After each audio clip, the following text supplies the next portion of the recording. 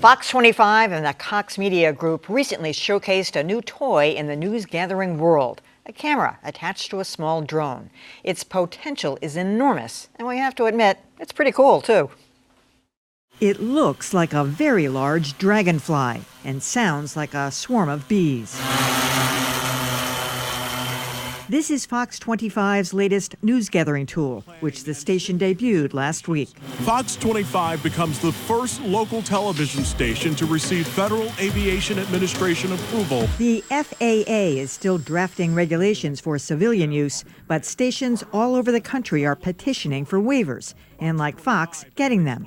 Of course, permission comes with conditions. Drones must fly under 200 feet and be operated by a licensed pilot. From the drone, you can see Autumn Hills orchard full of apples. While these pictures are stunning, drone use for more dramatic coverage is where the real potential lies. Fires, demonstrations, parades. But as WCVB General Manager Bill Fine pointed out in a recent editorial, there are safety concerns. Other incidents include a drone crashing at the U.S. Open, and most recently, a drone carrying drugs and hacksaw blades crashing into an Oklahoma prison. Yeah, there's always that. Then again, this is a new technology that's likely to take off in a big way. I have to say, this is kind of cool, though. I mean, I can see, photographers put themselves in harm's way in all seriousness, in parades or mass demonstrations, big conflagrations, that kind of thing. I mean, this thing is going to give us a whole new perspective. I mean, I think, today, last week they took us to the apple orchard just you could see the vista, the view from just one angle. Never mind when the thing just turns like that. It's kind of like we were doing last week with the eyeglasses, It's like, I think it's going to be a game changer. I really do. How so? I mean, what are going to be the game-changing uses of it other than pretty pictures? No. I think you're going to be able to see a perspective that you could never see from the ground, like demonstrations, like rioting. You're going to get a whole new perspective. More so than a news chopper. Yes. Yeah. Well, news choppers can't get that. They can't get that close. They can't always stay in one place that long. Mm-hmm. It's manned. I mean, I think in certain circumstances, it's too dangerous for a helicopter. I don't know. I think we need to address the fact that once again, robots are taking good journalist jobs. And it's got to stop. Oh.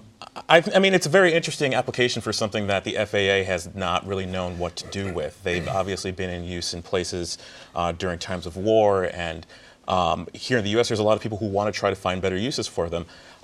There are concerns, obviously. There's one that almost crashed into a football game, I believe, a couple of months ago.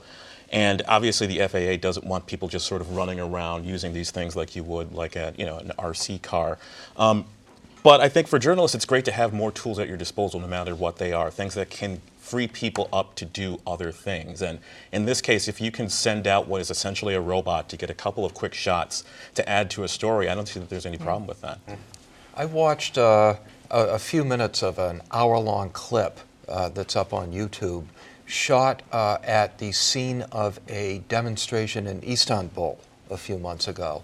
And it was just absolutely remarkable because the drone was, flying around all this time while police were hitting the demonstrators with water cannons, and there was tear gas going around.